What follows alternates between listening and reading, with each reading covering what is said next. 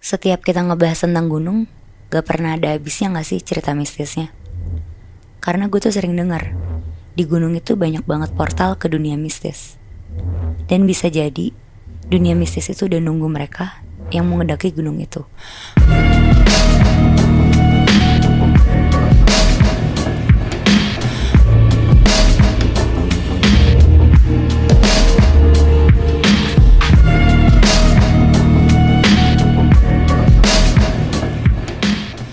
Cerita teman gue yang naik gunung ini bener-bener bikin gue merinding banget Binat pas pertama kali gue denger dia cerita. Oke. Karena gue kan biasanya nggak naik gunung sama sekali kan. Tapi gue suka dengar tuh emang kalau misalnya ada cerita mistis di gunung, kalau misalnya ada pasar setannya.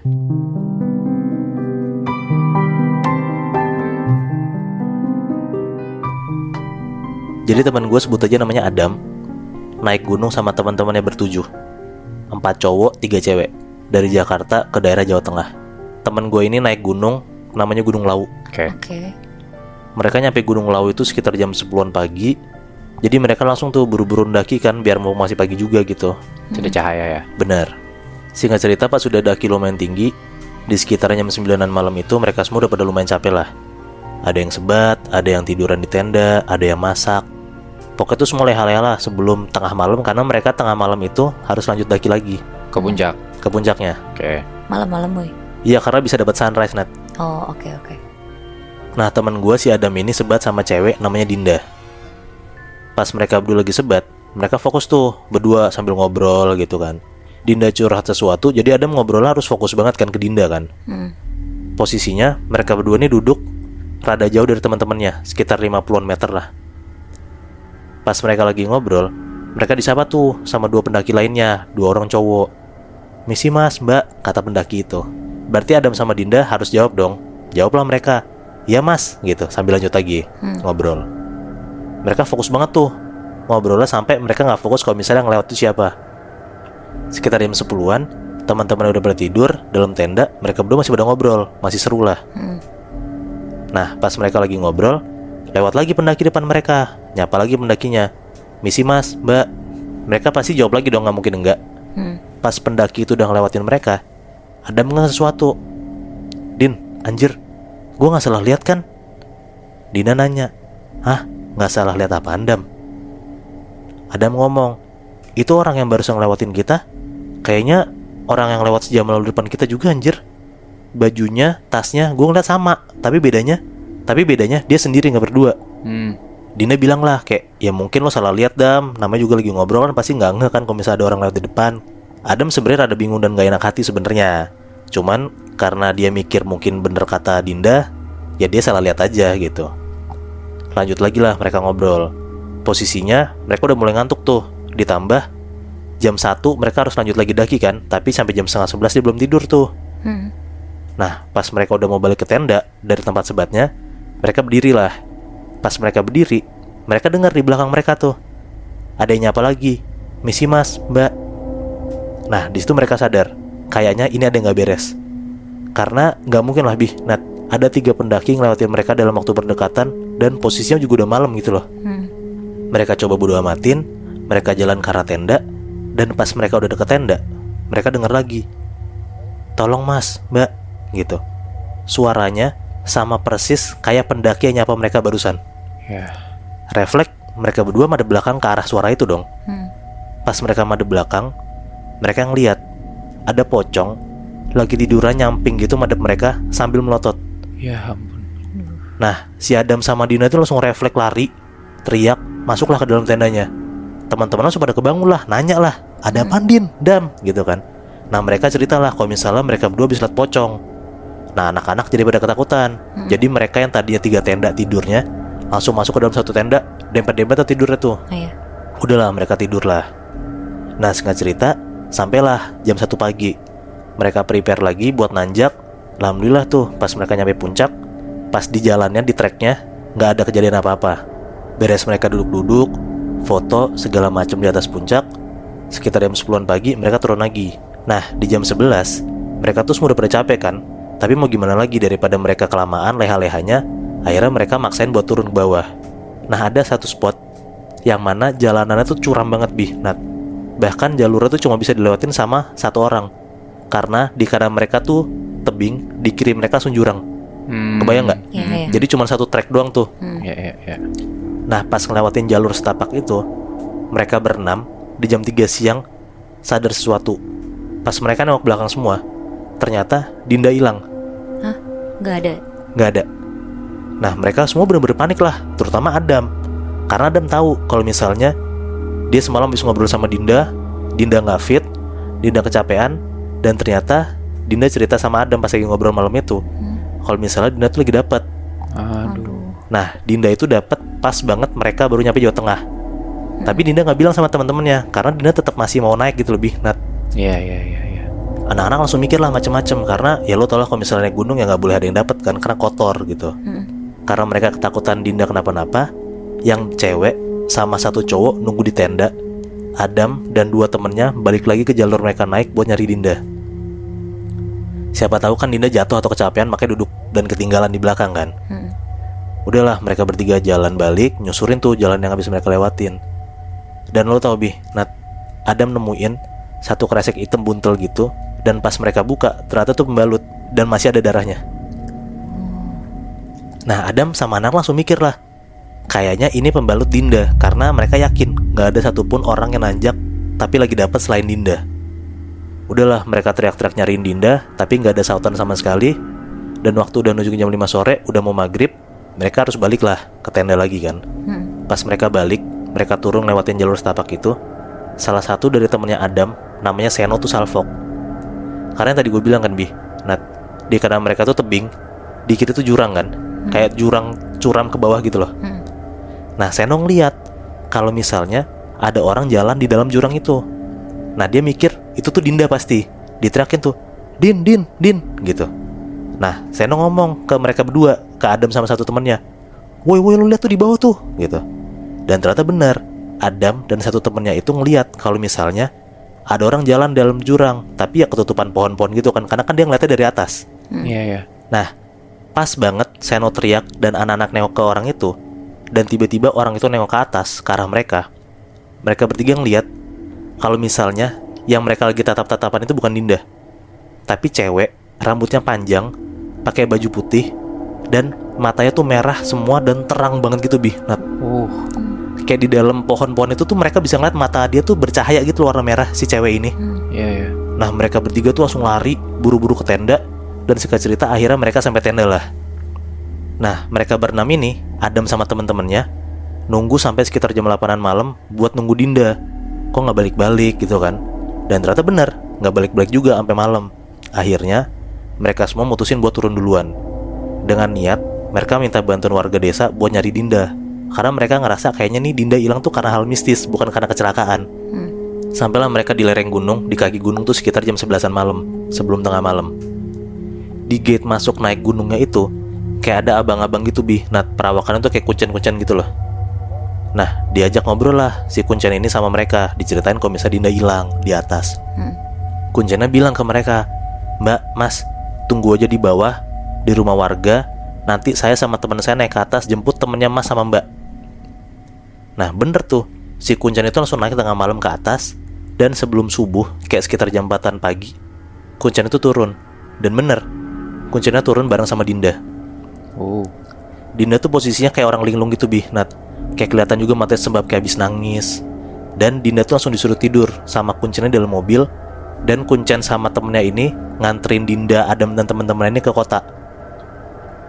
Nyampe tengah kota, Dinda udah enakan, udah bisa diajak ngobrol. Anak-anak langsung nanya tuh ke Dinda, kayak, lo kemananya Din, semalam hilang, gue panik gitu lah. Pokoknya heboh lah mereka nanyain Dinda kemana. Dinda cerita, ternyata pas lagi turun itu dia ngerasa pusing banget. Pas pusing, dia nunduk bentar. Dan pas dia nengok ke depan, dia ngeliat ada 2 jalan bercabang, kanan sama kiri. Nah awalnya dia bingung banget tuh jalan kemana, karena udah gak lihat Adam sama teman-temannya sama sekali kan. Tapi dia dengar ternyata ada orang manggil-manggilin dia dari jalur kiri. Makanya tuh Dinda ke kiri. Dan sebenarnya anak-anak itu jalannya ke arah kanan, bukan ke arah kiri. Pas dia jalan ke arah kiri, dia ngeliat depan dia tuh rame banget Nat. Dia ngeliat tuh kayak banyak warga desa di sana, banyak orang jualan. Pokoknya tuh suasana yang Dinda lihat itu kayak suasana lagi di pasar. Dia jalan lah tuh, nelusurin pasar itu kan, jalan rame itu. Katanya Dinda tuh banyak warga desa di sana. Pas dia lagi jalan-jalan, nelusurin pasar itu, dia dengar ada penjual nawarin sesuatu. "Mbak, beli mbak," gitu. Pas Dinda lihat, ternyata itu makanan. Posisinya kan Dinda capek banget kan, dia belilah makanannya. Sambil dia lanjut lagi jalan, nyusurin pasar itu. Pas dia sambil nyusurin pasar itu, dia baru nge sesuatu. Kan dia masih di atas gunung, gak mungkin lah ada orang rame-rame jualan kan. Akhirnya Dinda sadar, dia fokus, dan dia mikir, kayaknya dia ini masuk ke pasar setan di Gunung Lawu. Nah, pas dia nengok makanan yang dia beli, ternyata makanan itu berubah jadi daun, Nat. Dan pas dia nengok ke belakang, dia ngeliat semua warga desa yang dia ngeliat itu baik segala macem berubah semua jadi kayak bentukannya kayak zombie gitu, Nat. Semua badannya hancur, mukanya hancur, dan semua warga itu jalan semua ke arah Dinda. Dan Dinda bilang, katanya yang jalan ke arah Dinda tuh hampir ratusan setan. Wow. Banyak banget, Nat. Dia lari tuh ketakutan tuh. Dia bener-bener lari sekuat tenaga, gak nengok ke belakang sama sekali. Dan gak gitu lama, akhirnya dia dengar ada orang manggil-manggilin dia. Dia ikutin sumber suaranya, dan pas dia udah sampai sumber suara, dia ngeliat lah ternyata itu suara kunciannya yang jemput Dinda naik ke atas. Wow. Tapi hitungannya pas Dinda di dalam situ, di dalam pasar setan itu, Iya. itu siang apa malam, Woy? Nah, sebenarnya Dinda nggak cerita, dan gue juga nggak tahu exact time-nya. Apakah dia tuh sama seharian hilang, atau ternyata walaupun cuma sebentar di pasar setan, tapi sebenarnya lama di kehidupan kita, Bi. Iya. Karena posisinya Dinda tuh ngerasa kalau misalnya tuh ini lama banget, dan dia bisa ketemu warga desa tuh ngerasa lama banget. Nah, mungkin di posisi real time-nya ya kayaknya tuh seharian, semalaman dia hilang.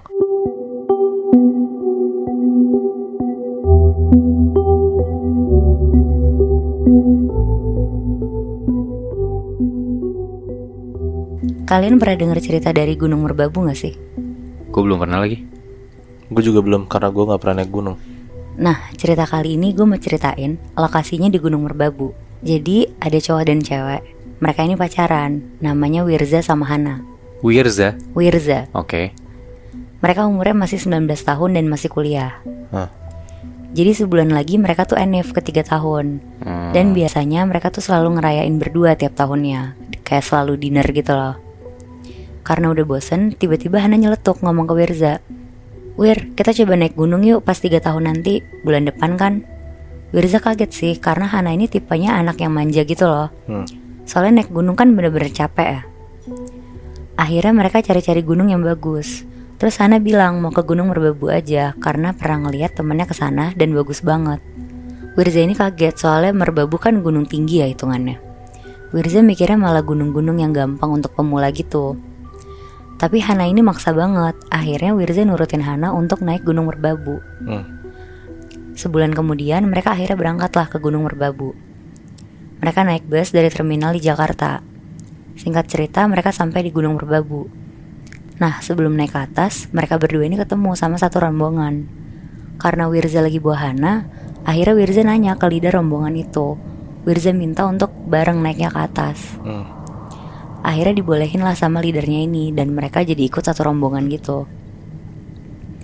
Pas udah mulai trekking, Hana seneng banget karena dia ngerasa ini pengalaman pertamanya dia.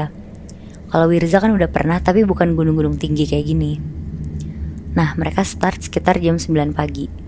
Mereka nargetin sebelum maghrib tuh pokoknya udah sampai tempat mereka nginep nanti. Kayak tempat buat kemah gitu, Moebi.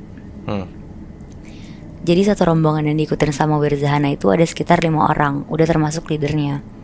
Nah, karena Hana ini baru pertama kali, jadi jalannya tuh pelan-pelan banget dan lebih nyantai gitu. Ini berarti bertujuh, Nat? Iya, jadi bertujuh.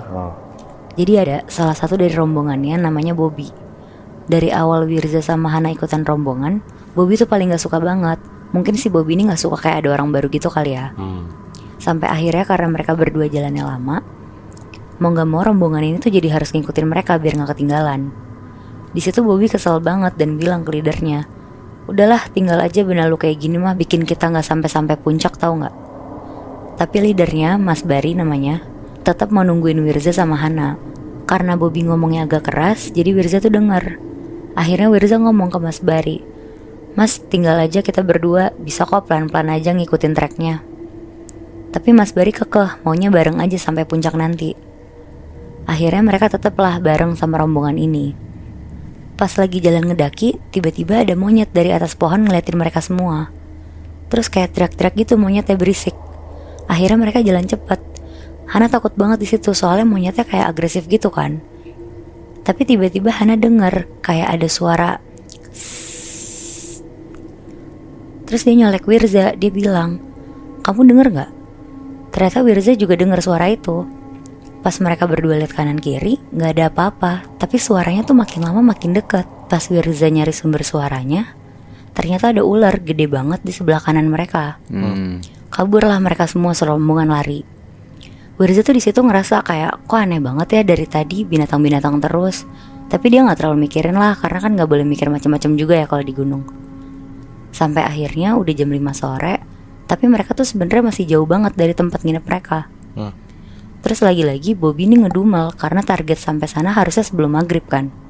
Nah pas udah gelap, di sini Hana sebenarnya takut karena satu-satunya penerangan cuma dari senter mereka kan. Di situ mulai kejadian yang lebih aneh-aneh lagi. Kayak senternya tuh mati nyala, banyak suara orang, padahal cuma mereka doang tuh segerombolan. Sampai tiba-tiba Wirza sama Hana itu dengar suara laki-laki agak berat ngomong, "Sini." Tapi kan katanya kalau di gunung gak boleh ya bahas yang hal-hal mistis kayak gitu. Jadi mereka diem aja dan gak mau mikirin itu. Sampai akhirnya udah jam 8 malam, mereka sampai nih ke tempat nginepnya. Di situ kondisi badan udah capek banget kan. Dan leadernya tuh ngasih tahu, besok pagi kita ke atas jam 5 pagi ya berangkatnya. Barang-barang ditaruh aja di tenda. Nah udah tuh, terus mereka semua bikin tenda dan lain-lain. Tendanya Wirza sama Hana tuh berdua. Terus Wirza mulai tiduran. Pas dia naruh badan untuk tiduran, Wirza nih ngeliat kayak ada bayangan orang berdiri di luar. Terus tiba-tiba ada suara burung. Sebenarnya Wirza tuh di situ bukannya takut, malah kesel. Karena biasanya kan dia kalau naik gunung tuh nggak pernah kayak banyak ketemu binatang gitu kan.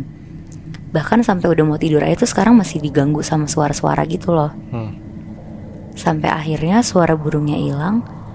Tiba-tiba ada bayangan orang yang tadi dia lihat loncat ke kanan tendanya. Terus dengan cepatnya loncat ke kiri. Tiba-tiba loncat ke depan. Tiba-tiba bayangan orang itu loncat ke atas tenda mereka sampai tenda mereka roboh. Wow. Terus langsung hilang sosok bayangan orang itu.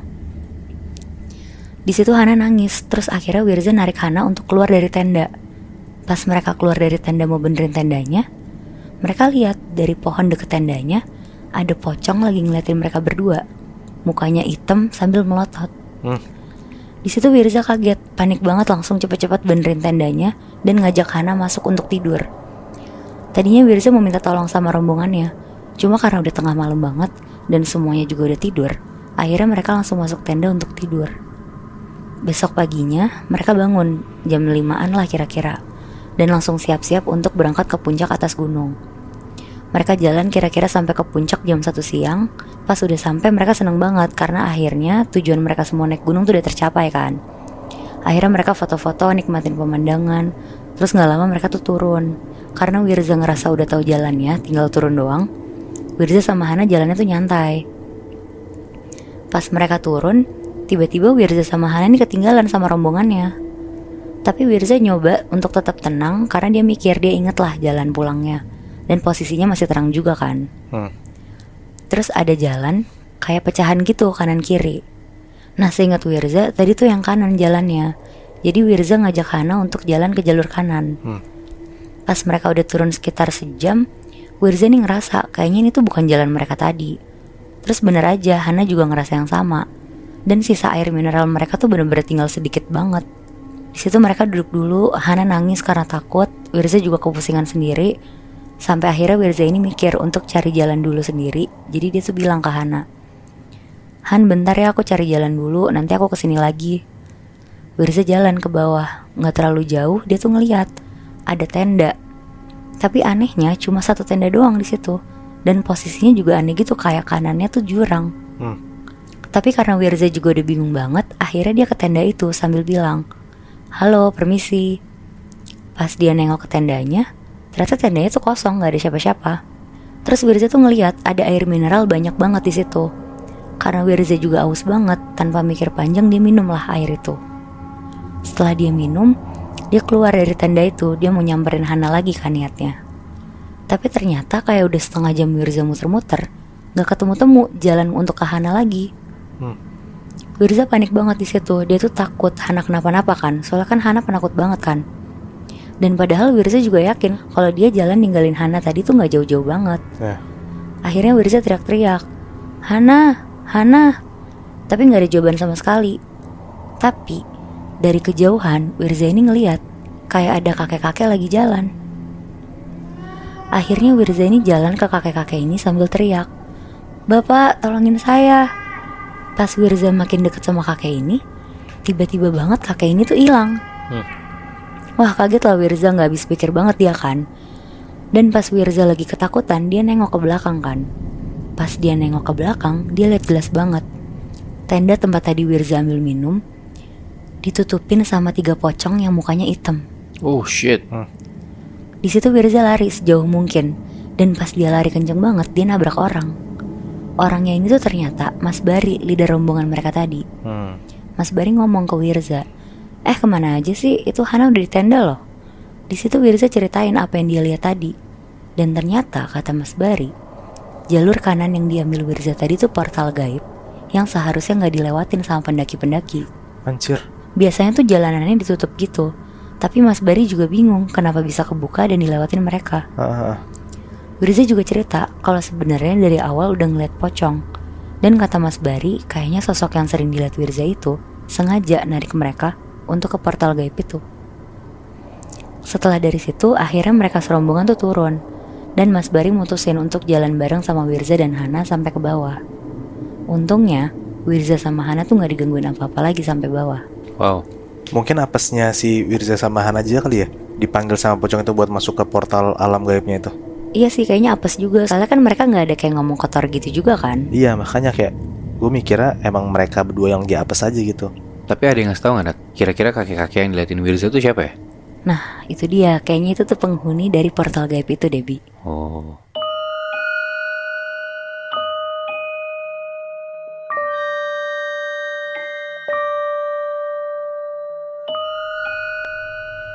Di tahun 2016, ceritanya ada seorang cowok, namanya kita sebut aja Agas.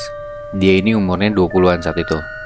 Nah, dia tuh lagi ikut sebuah acara kantor. Acaranya ini ngedaki gunung.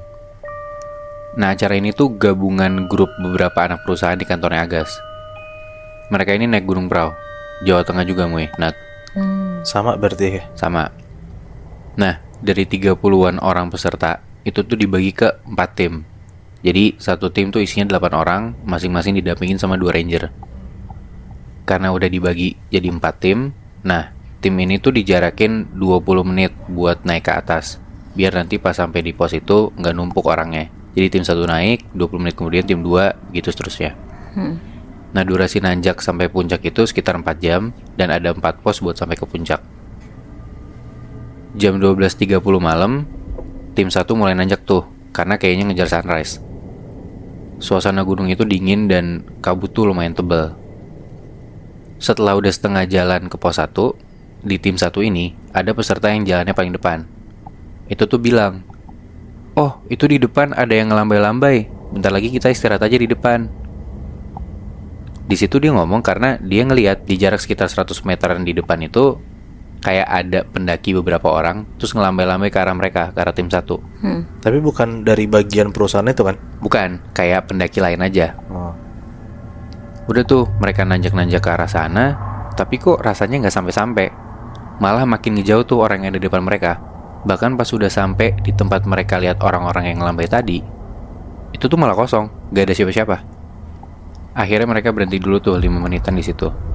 Nah, pas lagi berhenti, ada salah satu peserta yang tiba-tiba dia nyamperin si Agas. Dia bilang, "Sumpah, tadi gue ngedenger ada suara anak kecil cekikikan dari arah belakang gue."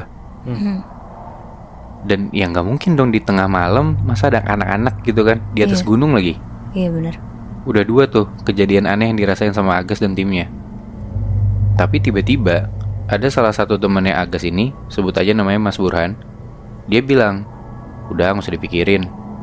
Yang mana si Agas ini tahu kalau Mas Burhan ini emang orang yang dalam tanda kutip bisa ngerasain lah makhluk halus.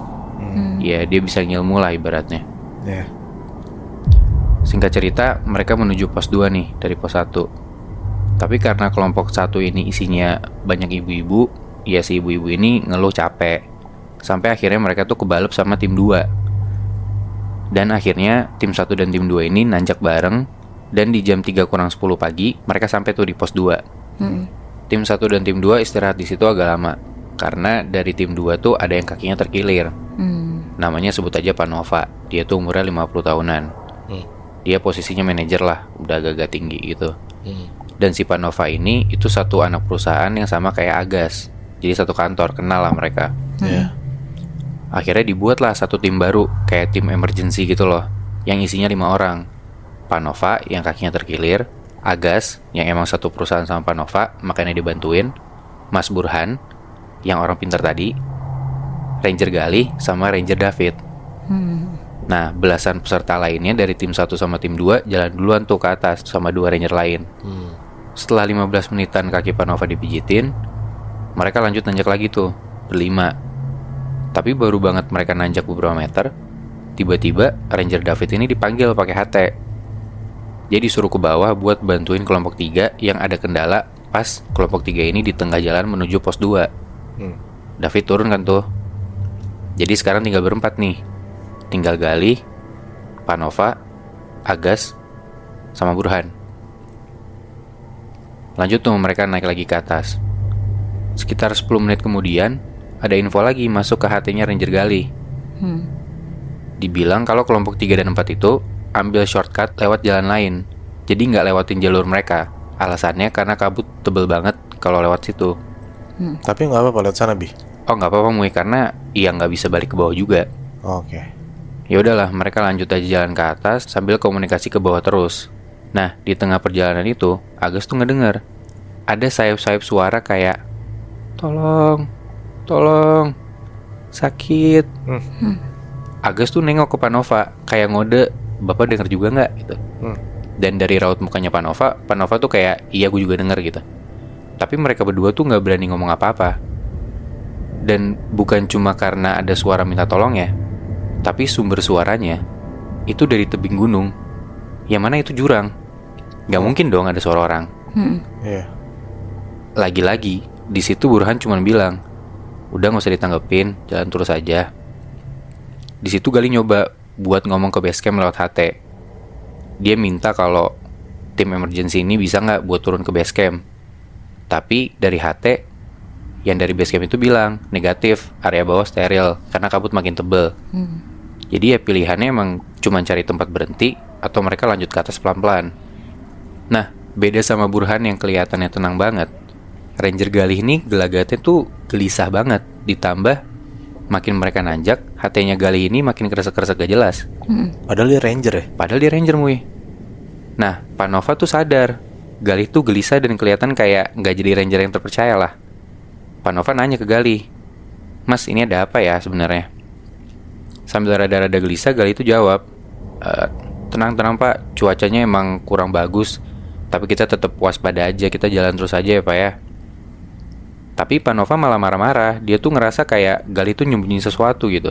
Panova sampai marah-marah, dia tuh mau tahu ada apa, karena ya saya udah bayar, ini gimana sih, gitu kan. Panova tuh sampai teriak-teriak ngeluarin kata-kata kotor di situ, Muy. Nah, dan di situ Burhan coba nenangin Panova. Dan akhirnya di situ Galih ngasih tahu lah, dari tadi dia juga ngerasa banyak hal yang aneh. Dia juga denger tuh suara-suara minta tolong itu.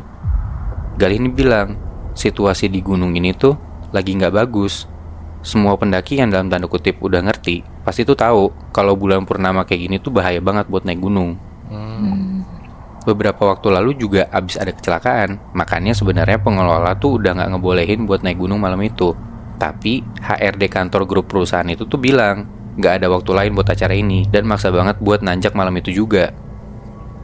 Di situ Panova masih tetap marah-marah dan bilang kalau dia tuh nggak percaya sama setan-setan, tahayul, purnama apalah itu. Tapi di saat yang bersamaan, emang kabut tuh bener-bener makin tebel gitu. Hawa di sekitar mereka tuh juga makin nggak enak.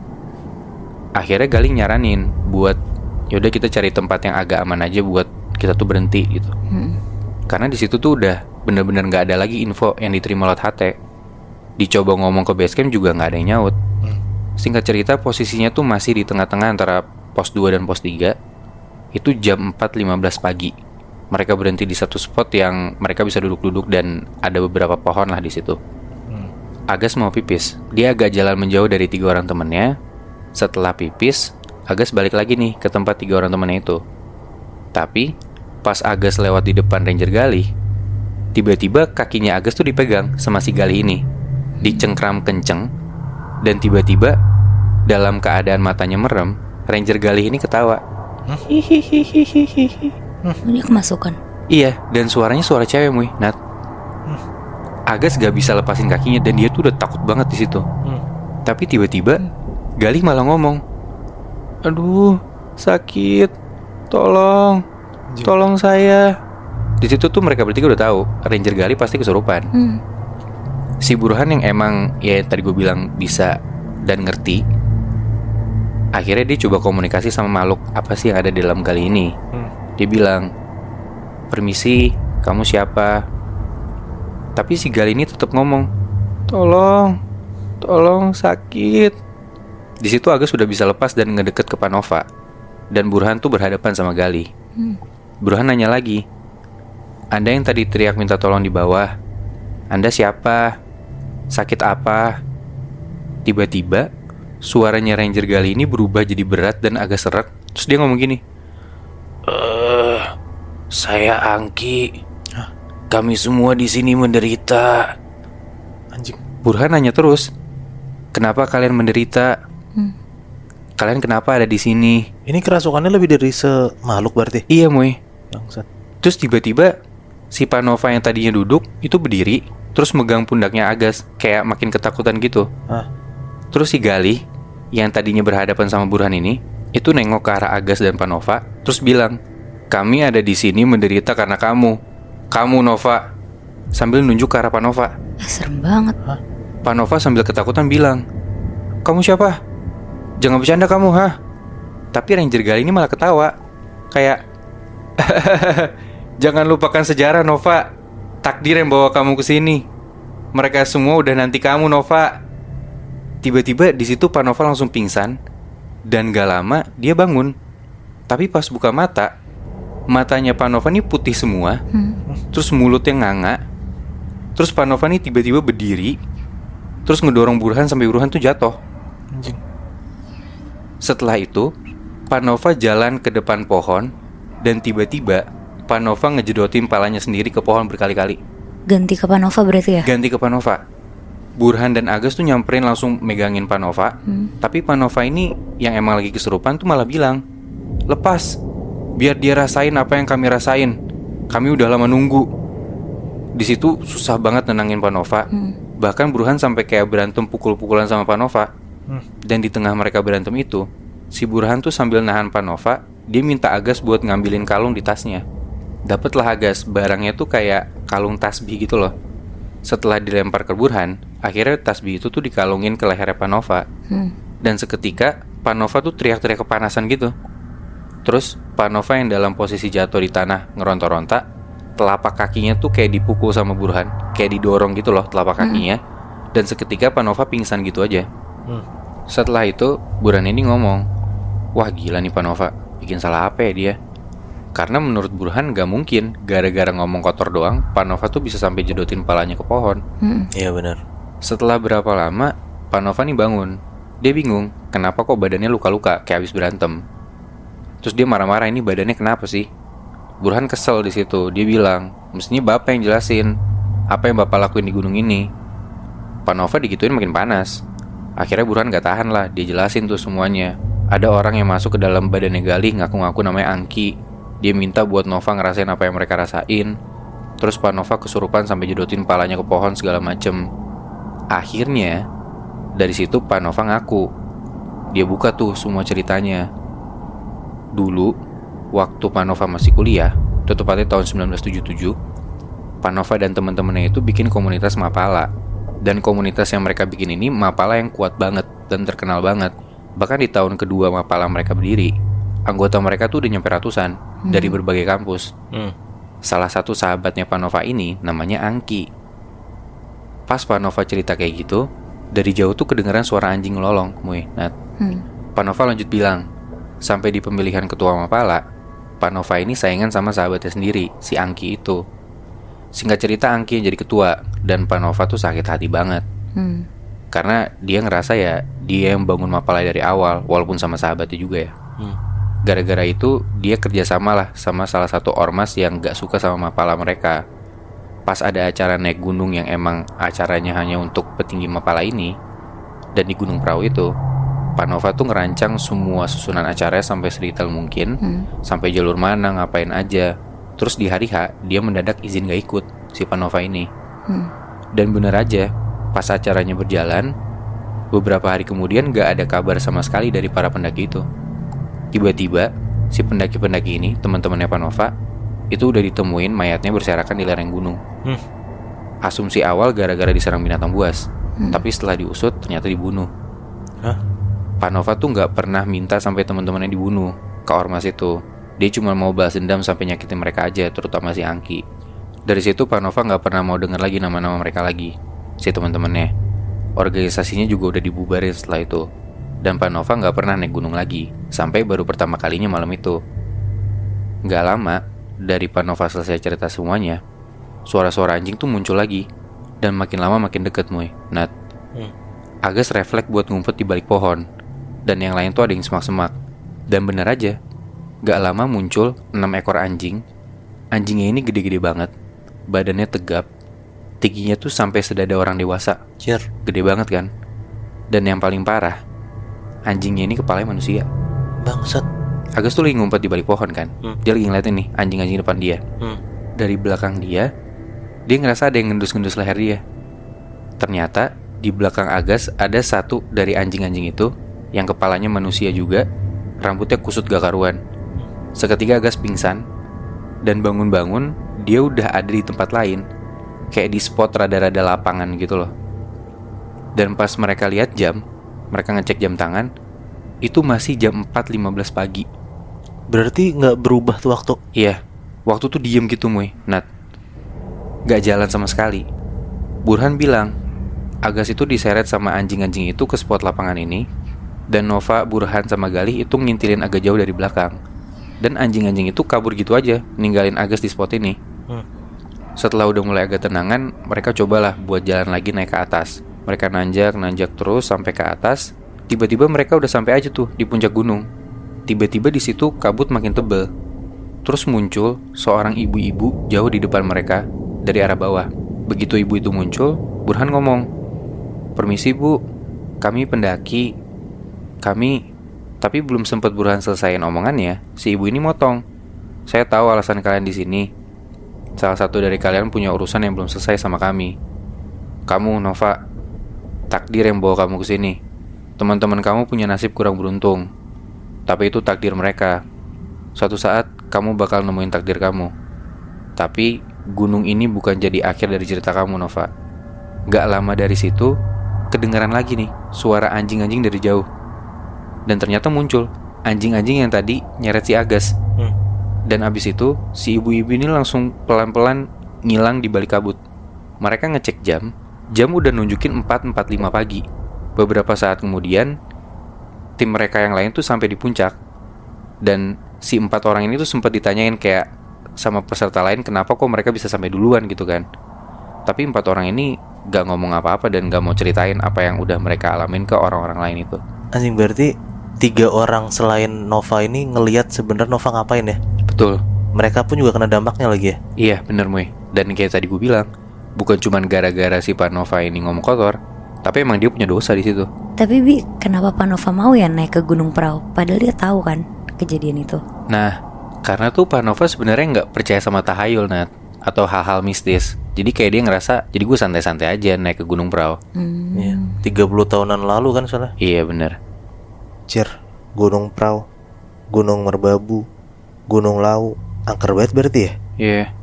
Tapi apa berarti gunung-gunung yang angker itu cuma ada di Jawa Tengah?